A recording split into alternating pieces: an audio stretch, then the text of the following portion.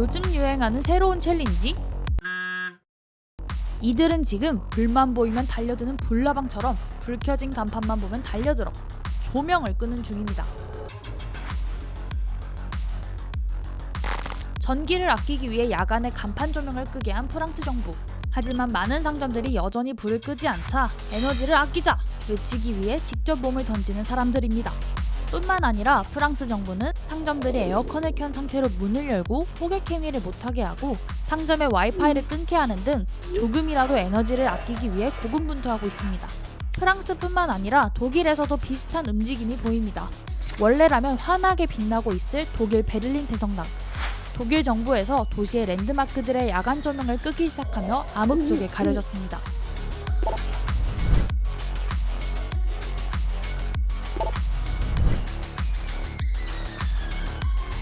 야간 조명을 끈다고 해도 일상생활에 큰 지장은 없지만 몇몇 제재들은 시민들의 일상에도 불편을 끼치고 있습니다. 에스컬레이터가 멈추고 시에서 운영하는 수영장 4곳 중 3곳은 아예 문을 닫았습니다. 운영하더라도 온수가 나오지 않아 찬물 샤워를 해야 하는 곳도 있죠.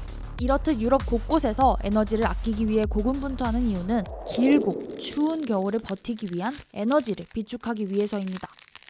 유럽은 주로 천연가스를 냉난방에 활용하는데 여름에 천연가스 소비를 줄여 재고를 쌓아뒀다 겨울에 사용합니다.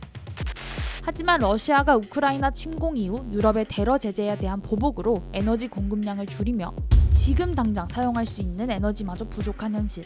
프랑스 마크롱 대통령은 러시아가 에너지를 무기화하고 있다며 에너지 절감 운동을 강조했습니다. 독일 또한 러시아가 독일로 가는 천연가스 공급량을 가스관 용량의 20%까지로 줄이며 압박 수위를 높이는 바람에 큰 위기를 맞고 있습니다. 러시아가 에너지를 무기로 유럽을 흔들어 가뜩이나 공급도 줄어든 마당에 사상 최악의 폭염까지 유럽을 덮치며 수요마저 급증한 상황. 기상 관측 이래 최초로 40도를 넘은 영국은 너무 더우니 여행을 하지 말라고 경고하는 안내문까지 나오고 있습니다.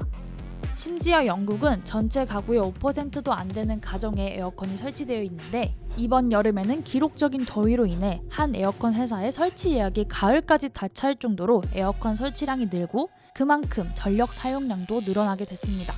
그래서 조금이라도 에어컨 사용을 줄여보고자 넥타이는 매지 않더라도 정장 재킷은 꼭 입어야 하는 영국 하원에서도 재킷을 벗는 것을 허용했습니다. 스페인에서도 총리가 나서서 넥타이를 매지 말라고 했죠. 하지만 이런 노력이 다가올 겨울을 대비할 수 있는 충분한 전력을 만드는 데는 역부족입니다.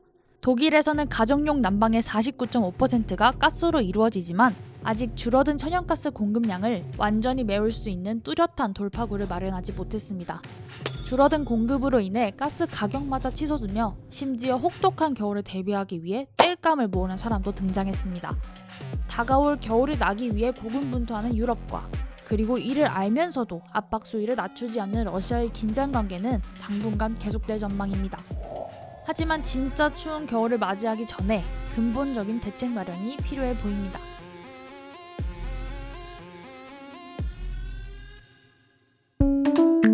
이번 영상을 만든 PD가 추천하는 영상도 보고 가세요.